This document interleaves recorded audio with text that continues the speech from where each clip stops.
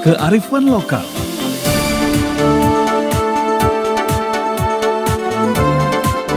Keunikan tradisi dan budaya. Wonderful Minangkabau. Dalam obrolan budaya Bantang Nagari RRI Padang.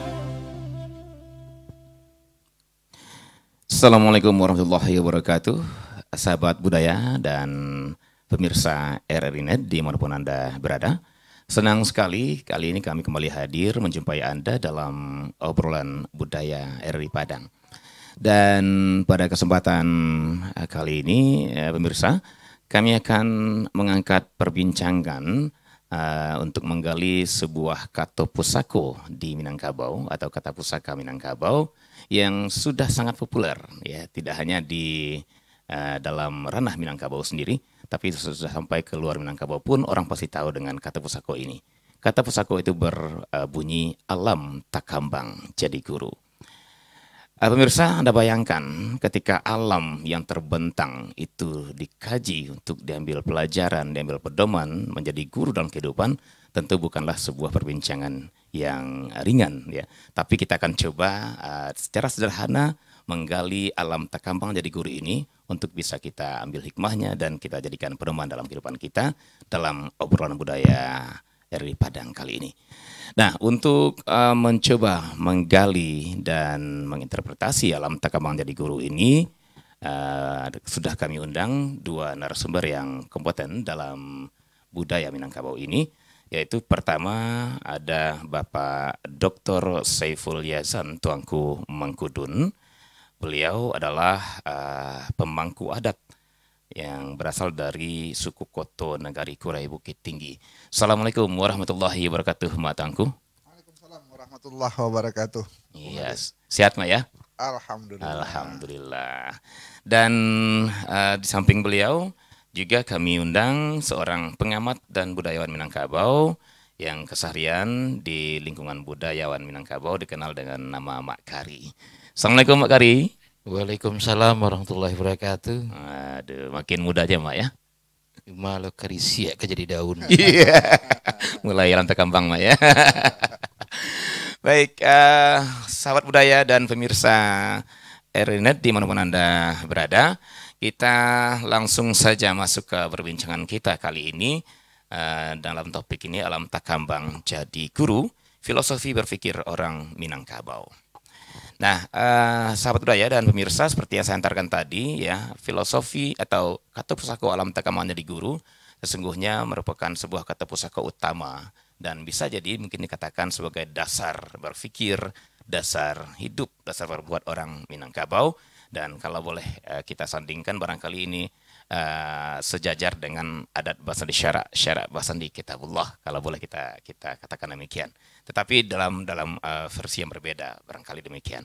Nah, untuk tahu lebih jauh tentang apa sih sesungguhnya alam tak kambang jadi guru ini dan apa-apa saja pesan-pesan dari nenek moyang yang disisipkan atau yang disiratkan, yang disuruhkan gitu ya dalam alam tak kambang jadi guru ini, kita langsung saja ke Mak Tuanku Mangkudun, ya. Saya keseharian memang panggil Mak Tuanku karena itu panggilan adat nih, Mak, ya. Lebih tinggi dari dokternya, Mak, ya. Baik, Mak Tuanku. Sesungguhnya apa sih pesan-pesan dari nenek moyang yang disembunyikan dalam ajaran alam tak kambang jadi guru itu, Mak Tuanku? Silakan, Mak. Ya, makasih Bung Aditya, Mak Kari. Ya, kau mengaji bersama kok sase Mak Kari menunjukkan nan salahnya.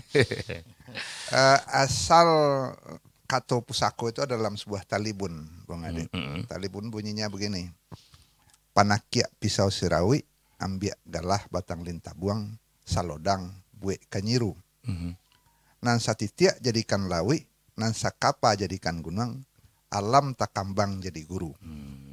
Jadi ada rentetan cara berpikir orang Minangkabau bahwa alam itu adalah guru. Mungkin orang mengatakan ini filsafat alam atau filsafat naturalis. Agak berbeda. Kalau filsafat alam itu memperlakukan alam itu sebagai objek untuk dieksplorasi dan dieksploitasi. Bagi orang Minang, alam itu adalah guru. Guru itu yang akan ditiru, yang akan digugu, yang akan menguji juga. Jadi artinya posisi alam bagi orang Minangkabau itu bukan di bawah manusia. Minimal sejajar dan didahulukan. Guru, tempat orang Minangkabau mendapatkan ilmu. Jadi ada penghormatan rasanya di situ. Jelas ada fungsi alam itu sebagai yang lebih kuat, walaupun bukan untuk disembah.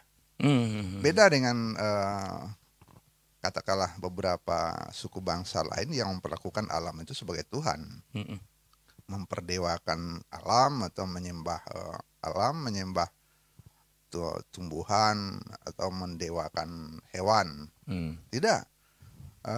Alam bagi orang Minangkabau adalah sesuatu yang akan dijadikan tempat belajar, subjek untuk memberikan pembelajaran. Ya kalau sampai sebuah perguruan tinggi, sekarang Universitas Negeri Padang mengambil itu sebagai motonya, alam takabang jadi guru itu adalah moto yang Universitas dipajang, Negeri Padang ya. logo yang materi ya, logo Universitas Negeri Padang. Setelah dikaji-kaji, memang seluruh epistemologi pendidikan ada dalam falsafah alam takabang jadi guru itu. Kenapa? Karena dalam alam itu ada data, ada keteraturan, dan ada apa istilahnya, struktur yang jelas untuk masa depan dan penjelasan dari masa lalu. Kira-kira begitu. Jadi ini adalah guru yang setia. Beda dengan guru biasa yang suka marah. Kalau guru alam itu keteraturannya itu tetap. Kira-kira begitu. Jadi pesan dari nenek moyang itu barangkali disampaikan di sana adalah bahwa sesungguhnya alam ini bukan pasif ya, Mak ya. Dia alam itu aktif tidak gitu pasif. ya. Dia aktif, mengajar kita gitu mengajar ya. kita. Mengajar kita. Jadi jadikanlah alam itu untuk jadi guru gitu ya, Mak. Betul sekali. Oke, Ada luar biasa. penghormatan dan ada perilaku alam itu yang harus dipelajari agar jangan melanggar perintah guru lah kira-kira. Iya. Itu yang saya tangkap. Baik Mak Tuanku, terima kasih dan sepertinya pesannya sudah bisa kita tangkap bahwa alam itu adalah guru tapi bukan dewa, bukan Tuhan ya Mak ya. Dia sejajar dengan manusia, tapi manusia tidak akan bisa apa-apa tanpa alam. Kira-kira gitu Mak ya. Betul. Oke, baik, saya coba ke Mak Kari. Mak Kari, sebagai pengamat dan budayawan Minangkabau, pasti sudah sering berkecimpung ini ya dengan penelaahan, analisis tentang alam takabang dari guru ini. Nah, Mak, kenapa harus belajar ke alam gitu loh. Ini pertanyaannya kan gitu ya. Kita seperti katakan Mak Tuanku tadi, kita memandang alam untuk belajar, bukan untuk eksplorasi saja. Walaupun boleh kita eksplor gitu ya, tapi tingkatnya jauh lebih di atas itu jadi guru. Nah, kenapa harus belajar ke alam? Padahal alam di luar manusia itu kan tidak memiliki daya intelektualitas. Ya, sebagaimana daya cipta yang justru dimiliki oleh manusia. Nah, manusia memiliki intelektualitas, daya cipta, tapi dia justru belajar ke alam yang tidak memiliki intelektualitas itu. Ini rahasia apa lagi nih Mak Kari? Silakan Mak Kari. Kalau ada universitas terbuka Tuanku, di Minangkabau ada Universitas Takambang. Gitu ya. Alam Takambang jadi guru. Nah, kalau dilihat dari strategi kebudayaan Van Person, ada 3 tahapan dari strategi kebudayaan itu. Yang pertama, manusia berada pada alam mitis. Yang kedua, masuk kepada strategi ontologis. Selanjutnya, masuk kepada manusia yang fungsional.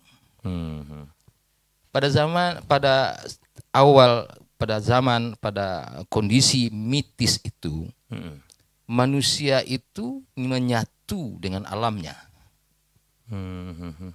Sehingga manusia mencoba menjadi bagian yang menyatu dari alamnya itu, agar tidak saling merusak atau dirusak oleh alamnya. Kita lihat saja, kalau tempat tinggalnya di hutan, mereka akan membuat rumah yang tinggi. tidak diganggu oleh binatang buas misalnya. Iya, iya, iya.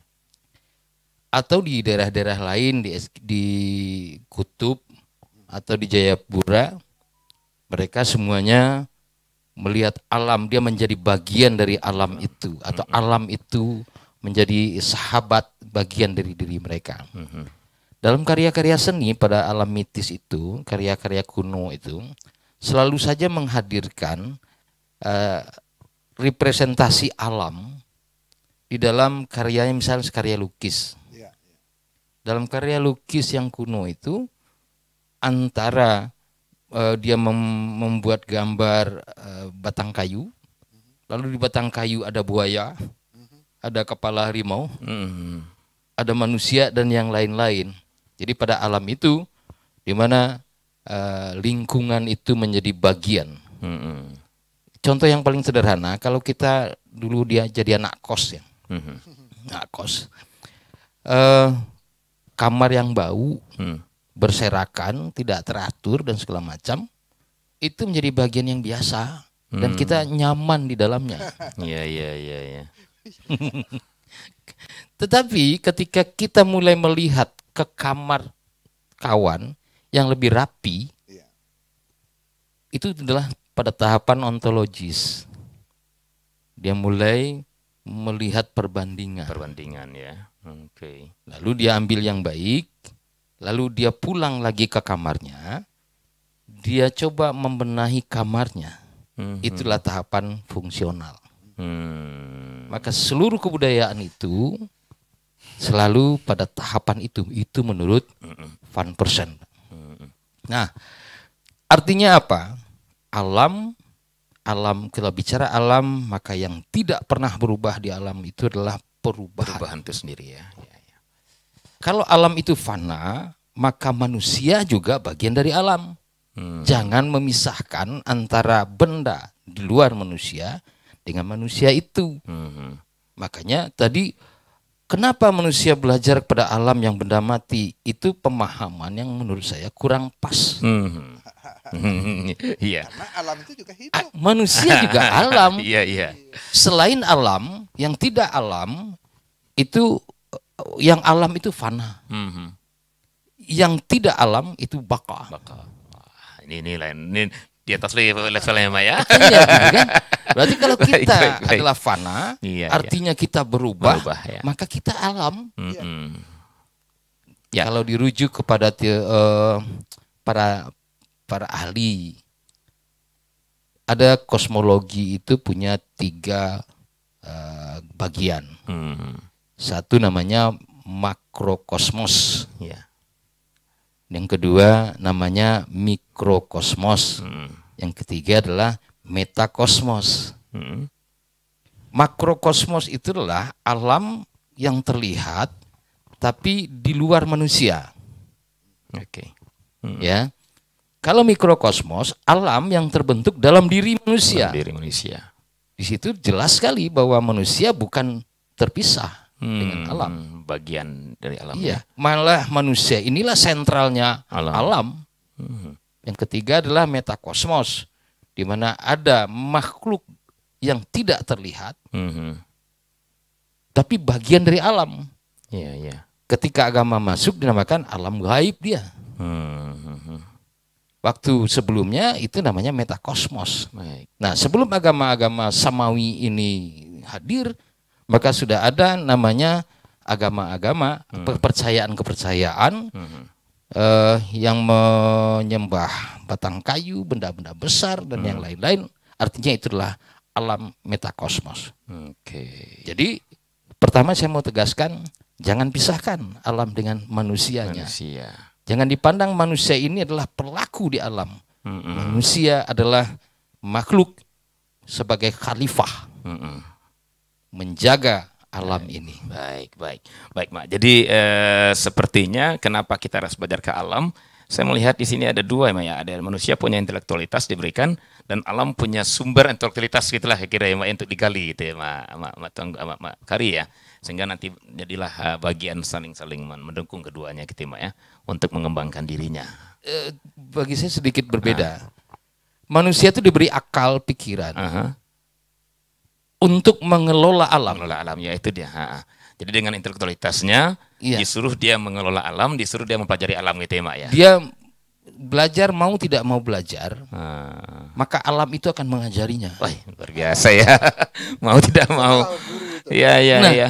orang yang punya akal pasti bisa berguru. Oke. Bagi yang tidak bisa berguru, tandanya tidak Punya berakal. Oke, kalau begitu Mak, kita akan lanjutkan nanti bagaimana cara berguru ke alam ya, Mak ya. Karena tidak semua juga mungkin kalau kita paham nih gimana cara berguru ke alam yang diam, ya, yang diam, yang tidak bersuara, yang tidak verbal. Baik, sahabat budaya dan pemirsa RRI dimanapun Anda berada, kita akan lanjutkan perbincangan ini yang semakin lama ini semakin hangat ini ya. Kita akan coba gali terus ya sampai kita menemukan intinya kenapa harus belajar ke alam. Tetap bersama kami di obrolan budaya RRI Padang. Kami akan kembali setelah yang berikut ini.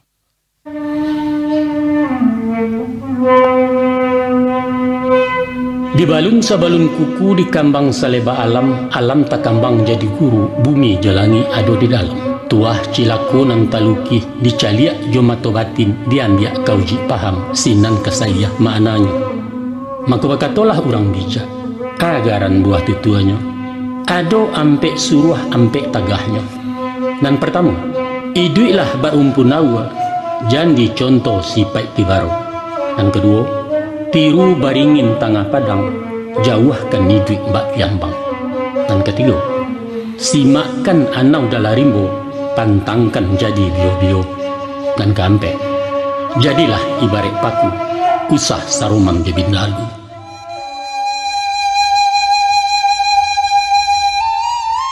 Nagari Minangkabau memiliki budaya dan adat istiadat dengan bentuk dan corak yang beragam. Salah satunya adalah kebiasaan menggelar petata petiti pada acara-acara tertentu. Petata petiti Minangkabau tersebut merupakan bentuk ekspresi lisan masyarakat Minangkabau yang umumnya dipakai dalam bahasa Minangkabau. Petata petiti pada hakikatnya bukan sekedar tradisi atau budaya. Lebih dari itu, di dalamnya termuat berbagai jenis nilai-nilai universal, termasuk nilai-nilai pendidikan yang dapat dijadikan sebagai alternatif pengembangan pendidikan karakter anak bangsa. Hal semacam itu tidak lain karena masyarakat dan kebudayaan Minangkabau memiliki filsafat dan pandangan hidup yang terekspresikan dalam petata petiti adat yang menjadi acuan hidup mereka. Bagi masyarakat Minangkabau, nilai-nilai kehidupan yang diyakini itu adalah prinsip hidup yang abadi dan langgeng. Walaupun ada pengaruh dari luar, akan tetap kokoh sepanjang masa. Yang terkenal dengan ungkapan, "Ndak lakang dek paneh, ndak lapua dek hujan." Melalui petata petiti dan pantun peribahasa itu pula dapat ditemukan prinsip-prinsip dasar kehidupan, baik secara individu maupun kolektif. Namun, seiring dengan perkembangan kehidupan sosial masyarakat yang cenderung terbawa arus pola hidup manusia modern, tradisi petata petiti seakan sudah mulai kehilangan identitasnya. Konsekuensinya adalah petata petiti tidak lagi menjadi sumber nilai kehidupan, sehingga masyarakat Minangkabau mulai mengalami krisis sumber nilai yang berdampak terhadap pembentukan karakter generasi mudanya untuk menjadi urang nan sabana urang. Artinya, terjadi pengeroposan budaya sehingga yang dipraktekkan oleh orang Minangkabau terhadap adat dan kebudayaannya sendiri tinggal kulit-kulit luarnya saja yang lebih bersifat seremonial ketimbang melaksanakan inti dari hakikat ajaran adat dan kebudayaan itu. Akankah kita tega membiarkan salah satu warisan Minangkabau ini hanyut terbawa arus budaya global? Mampukah kita kembali menghidupkan petata petiti tersebut sebagai salah satu acuan nilai kehidupan orang Minangkabau hari ini?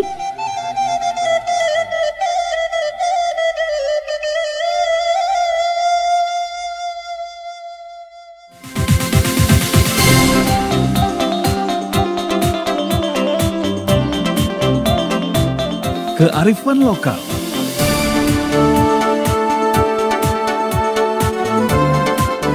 Keunikan tradisi dan budaya. Wonderful Minangkabau dalam obrolan budaya Bantang Nagari RRI Padang. Sahabat budaya dan pemirsa RRI Net di manapun Anda berada, kita kembali ke obrolan budaya RRI Padang di kesempatan kali ini dalam topik Alam Takambang Jadi Guru. Sebuah topik yang eksentrik ya kalau selain-selainnya. Begitu menggugah untuk kita kaji karena alam ada dua kata di sini, dua kata. Alam Takambang jadi guru, ya. Alam Takambang jadi guru. Nah, kita coba ke Mak Tuanku kembali, Mak. Berhubungan dengan alam Takambang dan jadi guru ini, Mak. Nah, gitu ya, Mak ya. Tadi sempat mengatakan bahwa orang Minangkabau memandang alam itu bukan objek. Bukan hanya untuk dieksplorasi, bukan hanya sebagai objek, tapi adalah subjek yang seakan-akan tanda kutip menyampaikan sesuatu, memberikan pesan-pesan kehidupan. Kira begitulah saya tangkap, Mak.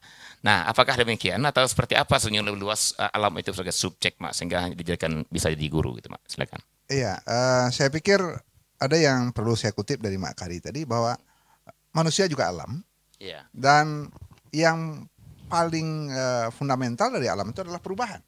Nah, dalam teori belajar dan teori pendidikan kan 3 yang akan berubah itu. Ada kognisi, pengetahuan, ada afeksi, sikap, ada perilaku. Nah, alam itu adalah guru yang tidak terlalu nyinyir. Alam tidak ngomong-ngomong, tidak bicara-bicara dia. Iya. Kamu tebangilah hutan saya ini, nanti akan saya landa kamu dengan banjir bandang. Artinya alam tidak bicara. Alam itu lebih banyak berperilaku.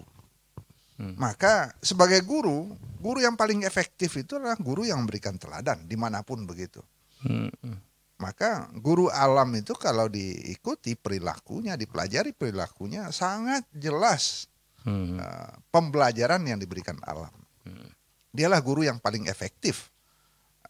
Kalau dalam Petuah Minang banyak sekali yang mengajarkan itu. Tidak ada orang tua yang kehilangan tongkat 2 kali. Kira-kira begitu. Kalau sudah hilang tongkat 1 kali, jangan hilang lagi yang kedua. Nah, menyuruh bungkua melompe patah. Jadi menyuruh itu harus membungkuk, kalau enggak kepala terantuk. Dan tidak ada orang yang mau terantuk 2 kali. Itu pelajaran dari alam. Perilaku alam saja yang mengajarkan kamu kalau tidak hati-hati kepala kamu akan bengkak terantuk. Jadi pelajaran dari guru alam itu adalah pelajaran yang paling efektif di antara 3 perubahan manusia tadi, kognisi, afeksi, dan perilaku. Perilaku itu langsung terjadi. Orang tidak mungkin tertarung di batu yang sama, tersandung pada batu yang sama. Iya. Sekali tersandung, wah ini batu. Besok dia tidak akan. Kalau masih tersandung di batu yang sama, mabuk gitu ya, Mak ya. Berarti tidak belajar dia. Berarti dia tidak belajar. Mabuk gitu ya. Jadi kenapa alam itu guru yang paling efektif? Itulah kira-kira yang paling inti. Alam itu tidak nyinyir. Alam itu sekali memberikan tanda, sign. Ya, kita belajar itu kan tanda-tanda. Yeah. Tanda-tanda yang diucapkan lisan, verbal. Tapi yang paling efektif itu memang tanda perilaku. Begitu barangkali, Bang Adit. Nah, masih Mak ke Tengku. Jadi karena memang alam itu subjek gitu, Mak.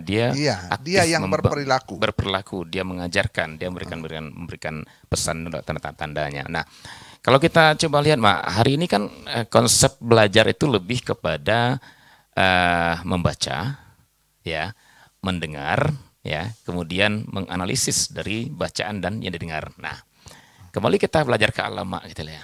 Alam itu seperti yang bilang tadi, dia bukan guru yang nyinyir karena memang dia tidak bisa ngomong. Dia tidak punya komunikasi verbal, gitu ya, Mak ya. Kita bilang diam, dia nggak diam. Tapi pada komunikasi verbal dia diam. Nah, artinya berarti kita butuh sesuatu dong, Mak. Butuh metode-metode tertentu gitu ya untuk mencoba mencari pelajaran dari alam. Ya, Mak bilang tadi dari banyak orang mungkin melihat, Mak, kalau umpamanya air itu umpamanya mengalirnya ke bawah, bukan ke atas. Iya, Barangkali itu iya. ajaran alam juga ya, Mak ya. Iya. Api itu membakar gitu ya. Atau umpamanya kalau udah mendung di hulu itu tandanya mau hujan. Kalau Potara Gabak Minang nggak di salah hulu, gabak iya. di hulu ya, Mak ya. Tanda hujan, cewang di langit, tanda kepanih. Barangkali itu ajaran-ajaran alam. Nah, tapi mungkin kalau kita lihat dari sistem pembelajaran hari ini, kita tidak akan digiring ke sana untuk belajar seperti itu karena nggak ada bacaannya, nggak ada ucapannya. Nah, bagaimana cara kita harusnya, Mak, sebagai seorang manusia menjadikan alam itu sebagai guru kita, Mak? Iya, orang Minang itu kan mengajarkan sejak dari kecil. Ketek, tanjo anjo, gadang tabawa lah, tuh terubah tidak. Jadi pelajaran itu memang dari kecil. Jadi keberulangan perilaku, alam itu bukan hanya alam fisik, hewan, tumbuh-tumbuhan, alam perilaku manusia juga dipelajari. Iya. Nah, jadi guru ya. Nah, orang kalau diperlakukan begitu, dia akan perlakuan balik kepada Anda dan seterusnya. Ya, tadi Mak Kari sudah mengatakan bahwa manusia itu juga bagian dari alam. Iya. Perilaku sosial masyarakat juga bagian dari alam yang mengajarkan kepada kita manusia. Nah, apa instrumen untuk mempelajari itu? Ya, saya pikir tidak terlalu sulit-sulit amat. Ketika sesuatu sudah terjadi, dia akan memberikan tanda. Kalau kamu memukul begini, dia akan membalas begini. Dan itu tanda yang selalu diberikan alam, baik alam fisik, hewan tumbuhan maupun alam sosial Tanda, manusia. ya. Tanda itu yang melekat langsung karena dia perilaku, bukan verbal, bukan lisan, bukan kata-kata. Jadi kesadaran tentang perulangan. Ya. Berarti jatuhnya kita mempelajari istilah perilaku alam itu sendiri, alam. Kemudian tanda-tanda yang diberikan gitu ya, Mbak ya, dan juga sifat-sifat dari alam itu sendiri barangkali yang harus kita lihat dan kita jadikan pelajaran. Nah, ini menarik, Mak. Saya mau ke Mak Kari. Mak, kalau umpamanya kita bawa ke sistem pembelajaran hari ini, Mak, ya seperti yang kita bilang tadi, kita belajar di sekolah, dituntun selalu diberikan tulisan, ya kan, atau diberikan keterangan, dikte segala macam. Kemudian naik tingkatnya sampai SMA, saya kuliah, dianalisis, dikembangkan. Nah, tapi tetap sumbernya adalah ada bacaan dan ada yang didengar. Nah, seperti kita ke alam tadi, Mak. Sudah kita lihat kesimpulan dari Mak Tuanku tadi, kita hanya bisa belajar dari perilaku, dari sifat, dari tanda-tanda. Ini kan tidak butuh hanya intelektual logika saja nih, Mak ya. Saya pikir ada sesuatu yang harus dimiliki oleh seorang manusia, terutama anak Minangkabau, untuk bisa mengambil dari alam itu, dari alam yang diam dalam secara verbal tadi, Mak. Kira-kira apa instrumen-instrumen yang harus dimiliki, Mak? Terima kasih, Kari, Tuanku. Jadi persoalan alam sebagai sumber pembelajaran itu sejak Nabi Adam, ya, karena anak beliau itu yang salah satunya mati itu dicontohkan oleh burung bagaimana menguburkannya. Tapi yang paling dasar itu ya meniru, Mak ya. Oke. Berbeda dengan berguru. Saya mau pastikan itu dulu. Ketika dia berguru, ada proses pertimbangan dari pemikiran yang kognitif tadi dengan afektif, nilai-nilai di perasaan itu.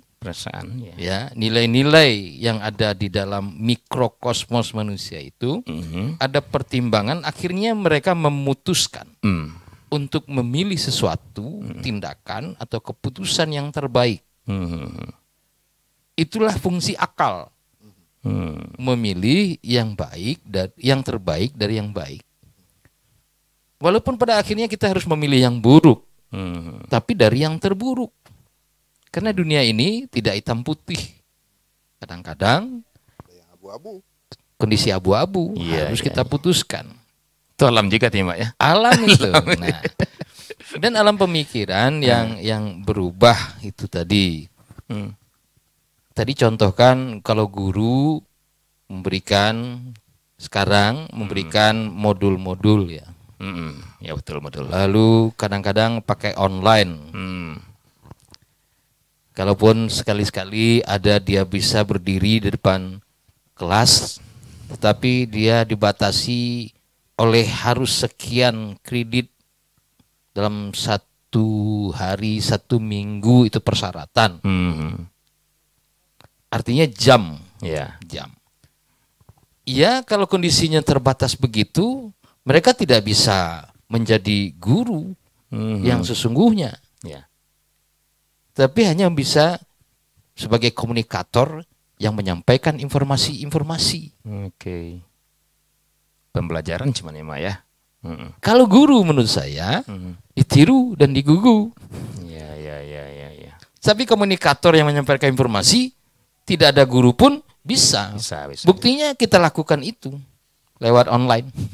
Iya. Bahwa kita tidak menghadirkan guru, kita hanya menghadirkan sumber-sumber informasi.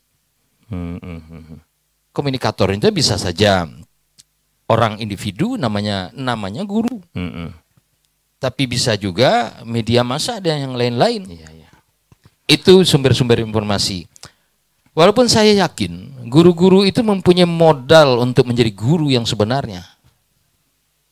Tetapi kondisi-kondisi ini membuat mereka tidak bisa optimal menjadi guru. Lebih banyak memberi informasi. Sehingga guru pun kebanyakan tidak lagi dihargai. Karena sama saja nilainya dengan sumber informasi yang lain. Ada YouTube, ada yang lain-lain. Akhirnya sama. Iya. Itu bedanya dengan guru yang dimaksud itu adalah bagaimana guru yang memberikan contoh tauladan, menyampaikan informasi sekaligus mengarahkan kepada konsep. Oke. Untuk belajar konsep itu, konseptual tentang sesuatu, dibutuhkan tidak hanya apa yang terlihat, tersurat saja, seperti di buku, atau yang terlihat saja. Ada konsep-konsep yang substansinya ada di yang tersirat. Yang tersirat ini yang memicu manusia untuk berpikir, memutar kincia namanya, untuk lebih aktif lagi, menggali sesuatu informasi, tidak hanya apa yang terlihat, tapi juga yang tersirat sampai kepada apa substansi, apa hakikat dari sesuatu itu. Yang kelihatan ini, Itulah yang membedakan orang Minangkabau menurut saya dalam memandang alam takambang jadi guru, bukan alam takambang untuk ditiru. Oke, menarik Mak ya. Alam takambang jadi guru ya, bukan alam takambang untuk ditiru. Oke, luar biasa. Baik, saya masih penasaran ini Mak. Jadi kalau tadi Mama sempat mengatakan bahwa alam itu ada yang tersirat, itu yang sesungguhnya kita ambil dari alam, karena alam tidak bicara ya Mak ya. Alam tidak bicara, seperti Mak Tuanku katakan, tebanglah saya gitu ya, tapi tunggu banjir saya.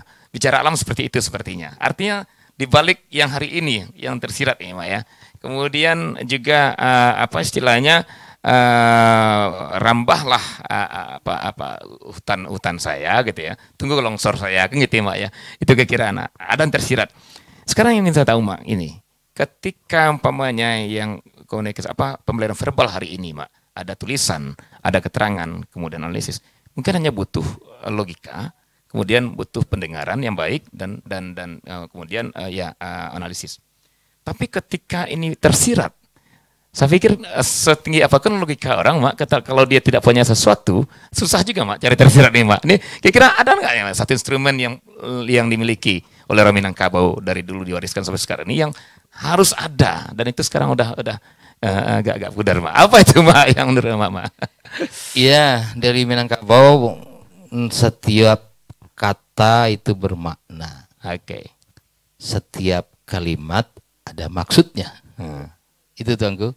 Setiap kato bermakna, setiap kalimat bamungkasui. Nah, setiap kejadian itu ada kausalitasnya, ada hubungan sebab akibatnya. Dalam bahasa kata adat itu ada kok karuah ayah di muaro. telusuri sampai ke sumbernya. Iya, iya, iya. Jangan-jangan ada tebing yang runtuh atau ada gajah yang menyeberang. Ya, ya, ya. Sebabnya Mak ya. Iya, karena manusia itu manusia kausalitas, ada sebab akibat. Iya. Kalau saya lakukan ini akan begini. Ya. Kecek orang Minang kok ta cucu iduang baraya mato. Iya, iya, iya, iya. Dampaknya nih Mak ya. Iya. Nah, artinya manusia Minangkabau memang dirangsang logikanya, dirangsang pemikiran dan diaktifkan seluruh instrumen panca inderanya dari mulai melihat sampai merasa. Yeah. Sampai memahami. Merasa ya Mak ya. Merasa. Melihat sampai merasa. Sampai merasa, sampai memahami. Makanya tidak aneh bagi budaya Minangkabau yang namanya belajar merdeka itu. Belajar dari pengalaman. Dari alam. Dari alam dan pengalaman. Pengalaman, iya. Bagaimana belajar tentang orang ke sawah, tapi dia duduk di belakang meja. Jadi Iya, iya, menteri iya. tidak pernah tahu, Oke. misalnya. Enggak mungkin lah. Iya, iya, iya. Jadi intinya tadi yang saya catat, belajar ke alam itu dari melihat sampai merasa gitu ya Mak ya. Dia ada unsur rasa di sini saya lihat untuk bisa melihat, mengambil pelajaran di alam gitu ya Mak ya. Oke, baik Mak Tuanku dan Mak Kari, terima kasih menarik perbincangan kita. Kita akan lanjut nanti di season ketiga ya, tentang aplikasi hari ini. Kita akan lanjutkan sahabat budaya dan pemirsa. Namun kami akan jeda sesaat dengan yang berikut ini. Tetap bersama kami di obrolan budaya RRI Padang. Rumah Gadang Kajang Padati adalah rumah gadang di Minangkabau yang tidak memiliki atap berbentuk gonjong, melainkan mengadopsi bentuk atap padati yang berupa atap pelana, tetapi melancip di ujung-ujungnya.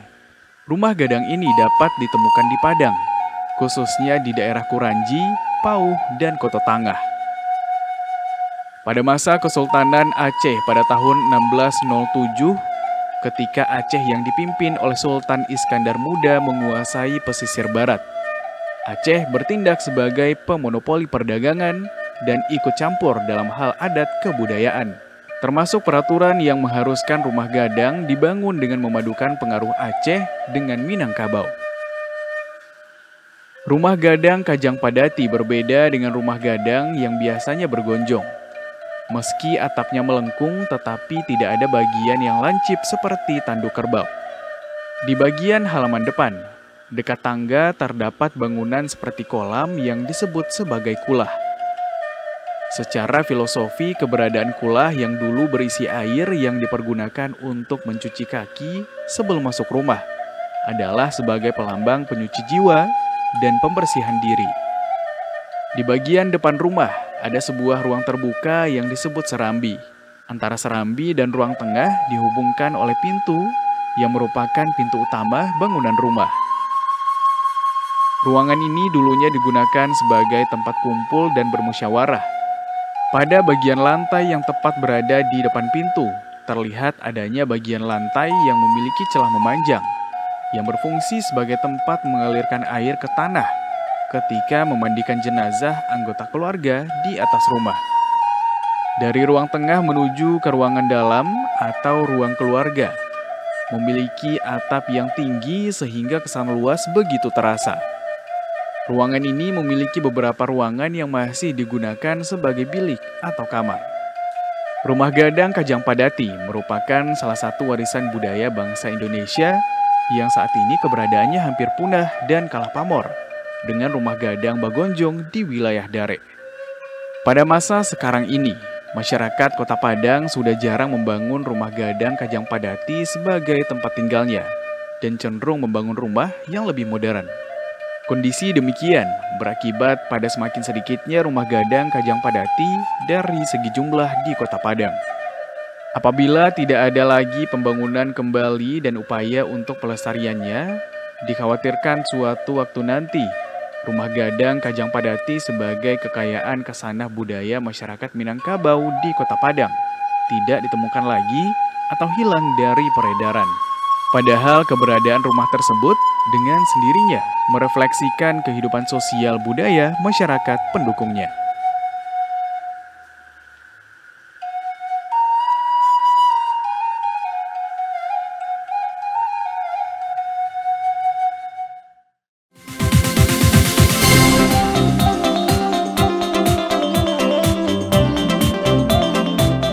Kearifan lokal.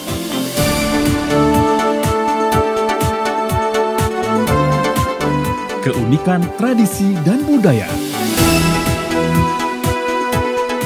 Wonderful Minangkabau. Dalam obrolan budaya Bantang Nagari RRI Padang.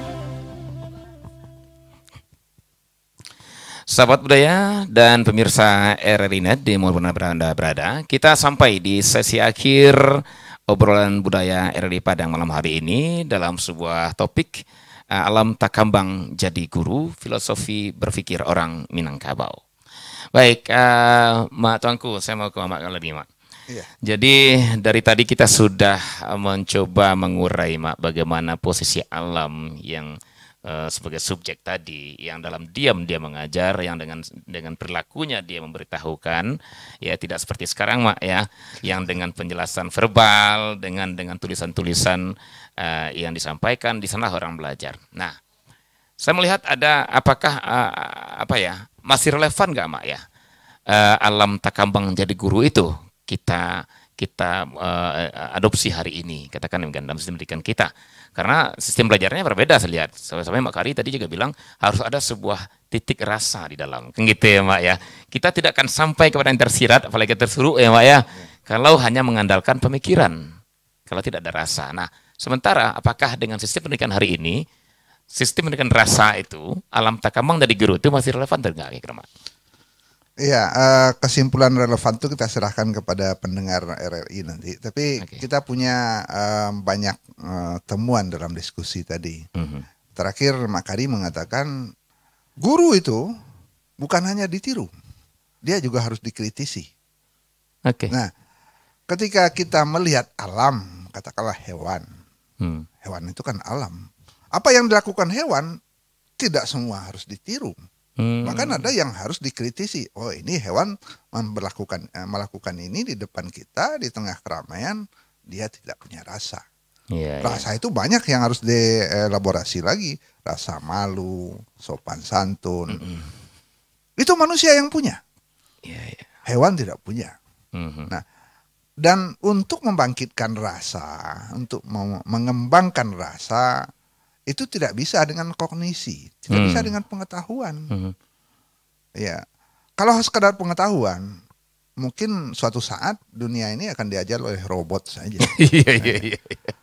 Berapalah kemampuan kita mengingat? Saya ngobrol dengan Mak Kari, bisa enggak ingat agak 3 nomor HP? Tidak bisa. Tapi kalau robot 100 sama ya? Miliaran bisa.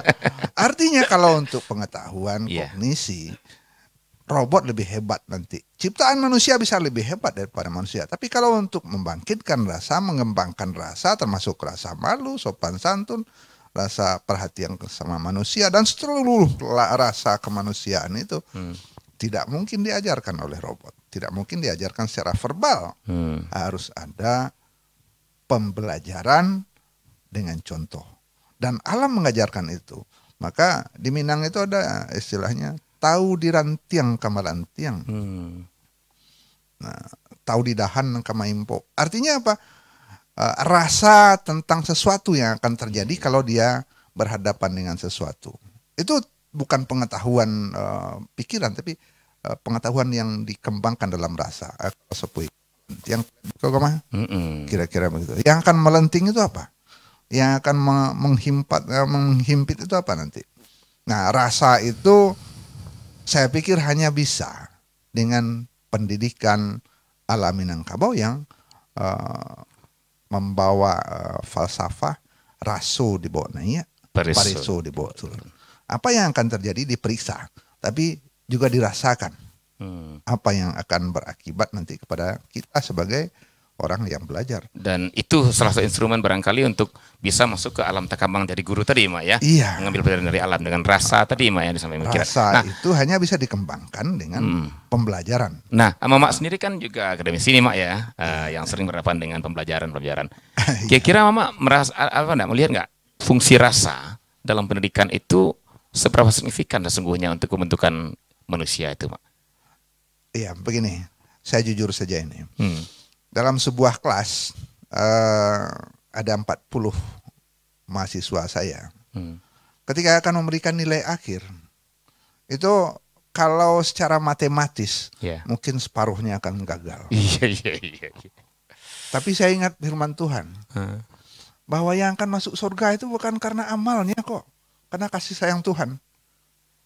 Masa saya tidak bisa memberi kasih sayang kepada mahasiswa saya yang harusnya gagal separuh? Ya sudahlah, tinggal 10% saja yang malas-malas yang saya katakan. Jadi yang bermain di sana adalah rasa. Tuhan saja mengajarkan kepada kita bahwa yang akan masuk surga itu bukan karena amal kalian kok. Itu karena kasih sayang saya, kata Tuhan.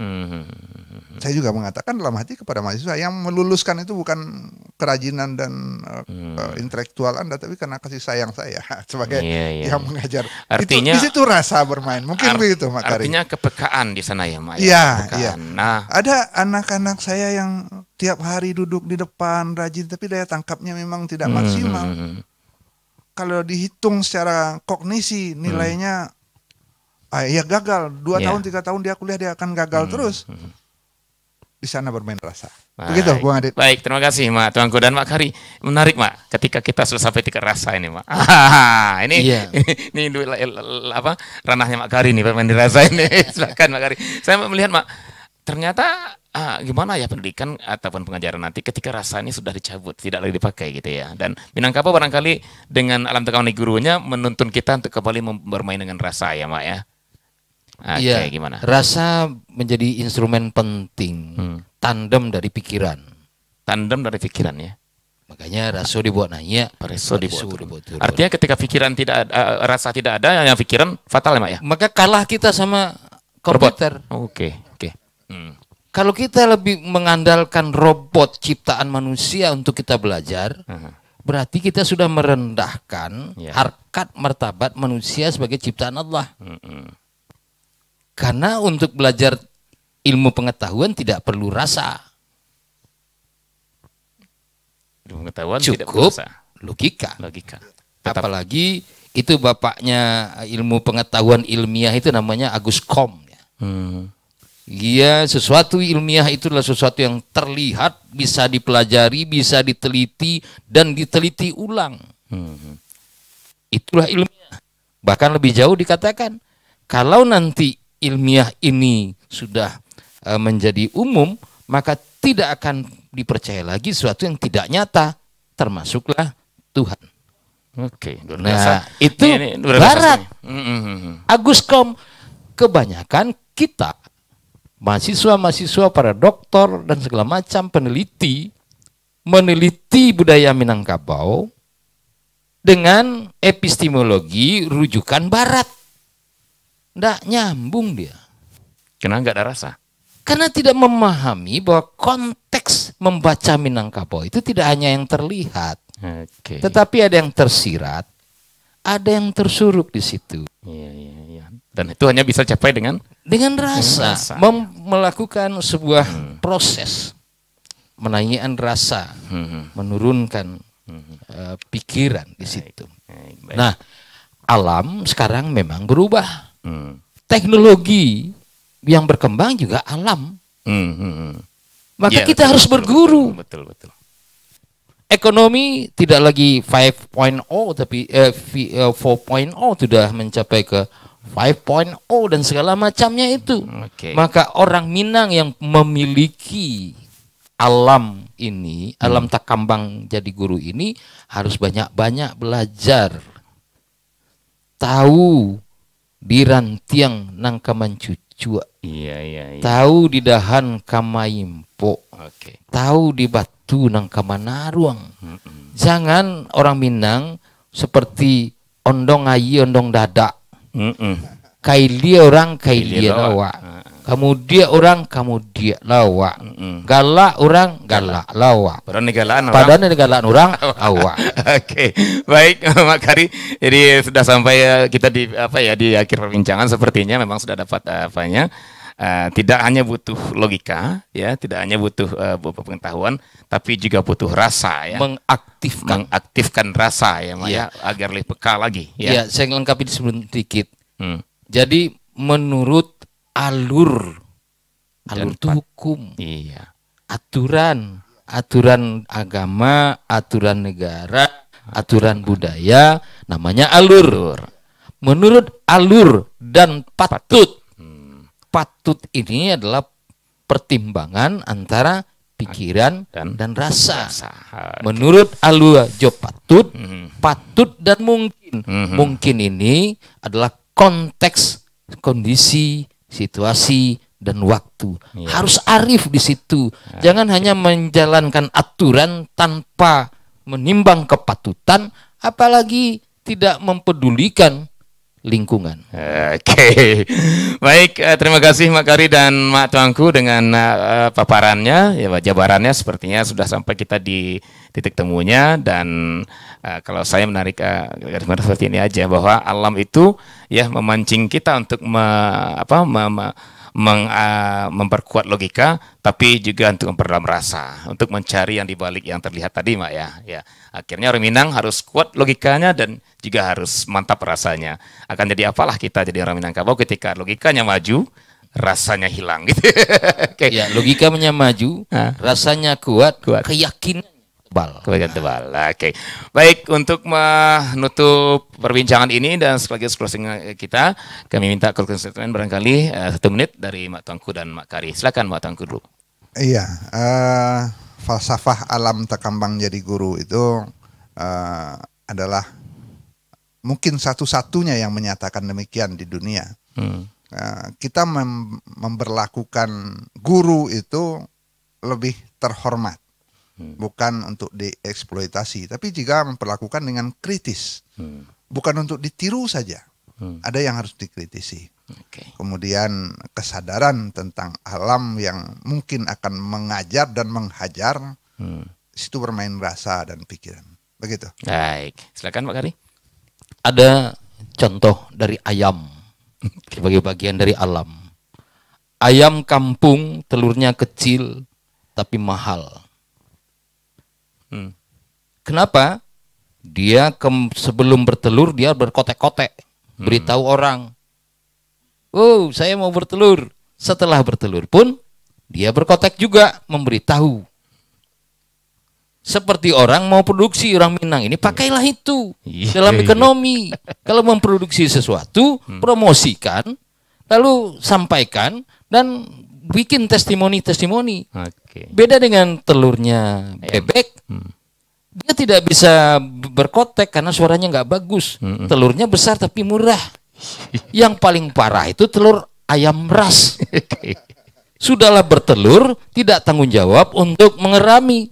Mudah-mudahan kita bisa mencoba belajar dari alam itu, contoh ayam saja dan yang lain-lainnya. Yang pasti belajarlah kepada ciptaan Allah yang lebih tinggi. Kalau hanya mengandalkan ciptaan manusia yang namanya teknologi, Anda jangan-jangan nanti dikalahkan oleh ciptaan Anda sendiri.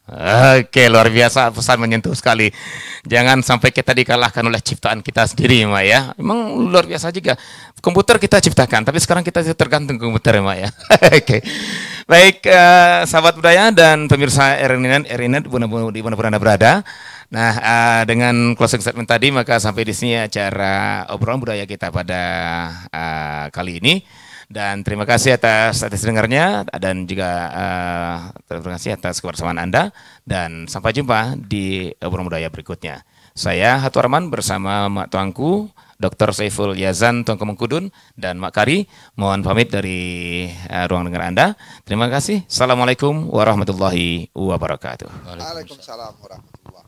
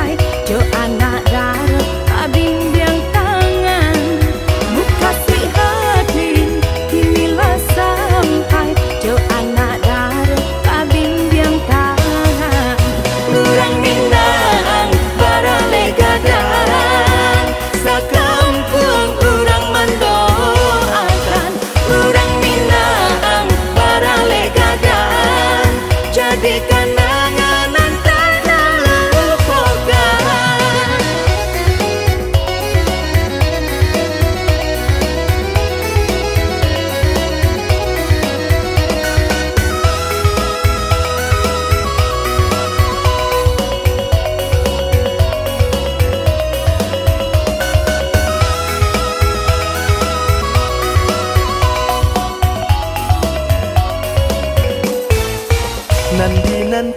Nanti kinilah tiba, nanti tunggu kinilah datang. Menari-nari sirih carano, tagak marawa di alek gadang. Menari-nari sirih carano, tagak marawa di alek gadang. Cuba calia di udah si marah pulang, maning bana galaknya di palaminan. Buka si hati, inilah sampai jo anak darah kabimbiang tangan. Buka si hati, inilah sampai jo anak darah kabimbiang tangan. Urang Minang barale gadang, sakampung urang mendoakan. Urang Minang barale gadang, jadi kenangan nan tak terlupakan. Urang Minang barale gadang, sakampung urang mendoakan. Urang Minang barale gadang, jadi kenangan tak terlupakan. Urang Minang barale gadang, sakampung urang mendoakan. Urang Minang barale gadang, jadi kenangan nan tak terlupakan.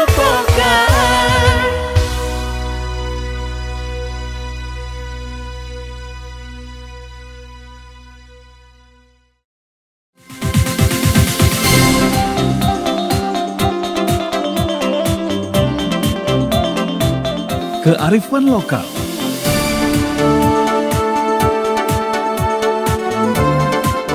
Keunikan tradisi dan budaya. Wonderful Minangkabau. Dalam obrolan budaya Bantang Nagari RRI Padang.